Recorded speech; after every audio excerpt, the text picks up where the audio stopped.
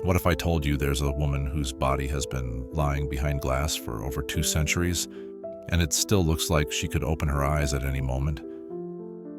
I'm not talking about a wax figure or some embalmed royal mummy buried in a pyramid.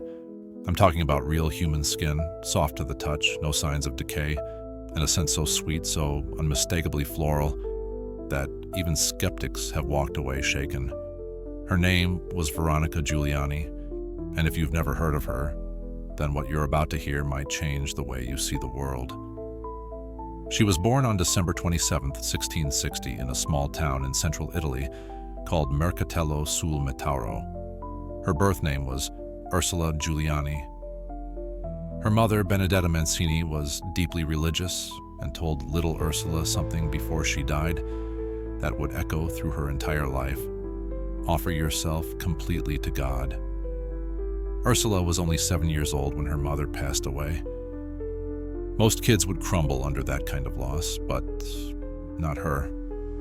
Instead, she began to pray longer, fast more often, and started seeing the world through the eyes of someone already half in heaven. By age 17, she had joined the Capuchin Poor Clares in Città di Castello. That's where she took the name Veronica, after Saint Veronica, who wiped the face of Christ. And what happened after she stepped into that cloistered convent defies all logic, all explanation, and maybe even your idea of what a human being can endure. Veronica began to experience visions, not the gentle kind you'd expect in a storybook. These were intense, overwhelming ecstasies that left her body frozen in place for hours. She said she could see the Passion of Christ unfold in her mind like a living scene. Sometimes she screamed, sometimes she wept blood, and then came the wounds, real physical wounds. First on her head, what she described as the crown of thorns, then on her hands, her feet, and her side. She wrote that she had offered herself as a victim soul, begging God to let her suffer for the sins of others. The nuns around her were confused, even frightened. Some thought she was a danger to herself. Others believed she was blessed. The church sent investigators, doctors, theologians, even skeptical clergy. She was observed in isolation. Her food intake was monitored, her blood was examined, her writings were read. They couldn't find a trace of madness. She wasn't self-harming. And the wounds, they weren't infected. They didn't rot. They bled on Fridays and then healed by Sunday. Let me put it this way. What do you do with a woman who bleeds the wounds of Christ every week, yet smiles through the pain and writes thousands of pages of coherent, profound theology? For 50 years, Veronica bore those wounds. Her diaries, over 20,000 handwritten pages, describe her inner life in heartbreaking, intimate detail. One entry reads, "Jesus took my heart and replaced it with his. I no longer live. I am only a shadow of his will." When she died on July 9, 1727, at the age of 66, the nuns who washed her body reported something they couldn't explain. Her skin was soft, her limbs still flexible, and the room filled with the scent of flowers. They buried her, of course, as custom required, but only 3 years later, the church ordered her exhumation to begin the canonical process. That's when the real mystery began. Her body had not decayed. Her skin was intact. No embalming had ever been performed, no preservatives used. The flesh was supple. The joints were movable. And again, that scent. Witnesses described it as a blend of roses and lilies. The bishop overseeing the process, Monsignor Girolamo Guidi, wrote, "I saw with my own eyes the signs of life in a woman buried 3 years past. No natural cause can explain this." These findings were not kept secret. They were carefully documented in official ecclesial records, many of which are still preserved in the archives of the Diocese of Città di Castello. Over the centuries, her body has been examined multiple times: 1805, 1927, 1989, and most recently in 1994. Each time, medical professionals, some of them non-Catholics, studied her with modern tools. One pathologist, Dr. Luigi Marazzi, who had no religious affiliation, stated, "The absence of decay is total. No formaldehyde, no dehydration. The soft tissues are preserved in a way I cannot explain through biology or chemistry. What would you do if you heard that from a modern scientist? Ignore it? Dismiss it? Or maybe, just maybe, begin to wonder if there's more to this life than molecules and microbes. Her incorrupt body now rests in a side chapel of the Capuchin convent in Città di Castello. You can visit it. People do every day. Some pray, some cry.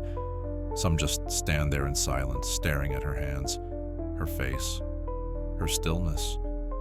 One pilgrim described it like this: it's like walking into a moment frozen in time. You feel something you can't name: peace, awe, even fear, but not fear of death. Fear of how little we understand about life. The scent is still there. Not always, but often. It appears without warning. It's never sprayed, never added. The glass is sealed, and yet roses. And that's not the only sign. There have been healings. A woman from Bologna, paralyzed from the waist down, visited the chapel in 1931. She stood up and walked. Doctors reviewed her case. No explanation. Another case, a child born with a malformed lung, not expected to live, was brought before Veronica's tomb.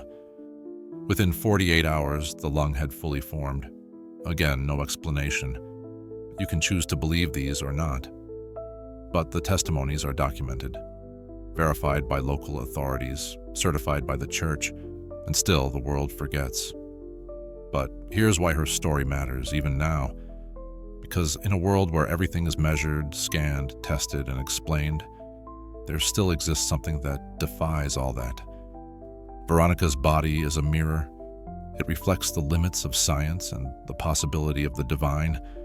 It's not meant to scare you. It's not meant to convert you.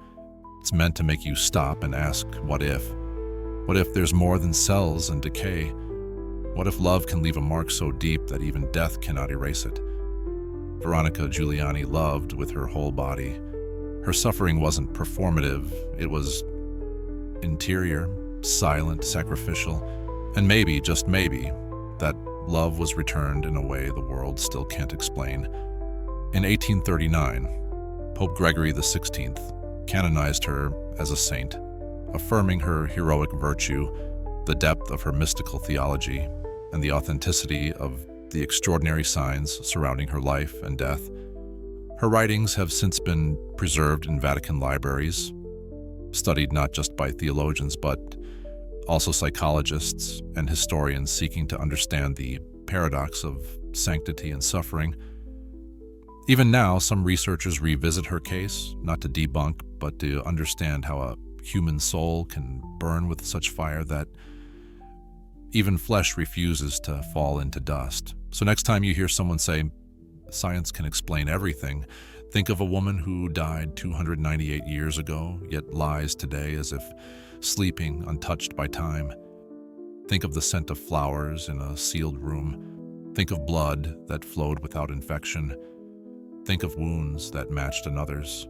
And if you ever find yourself in central Italy, walk quietly into that monastery chapel.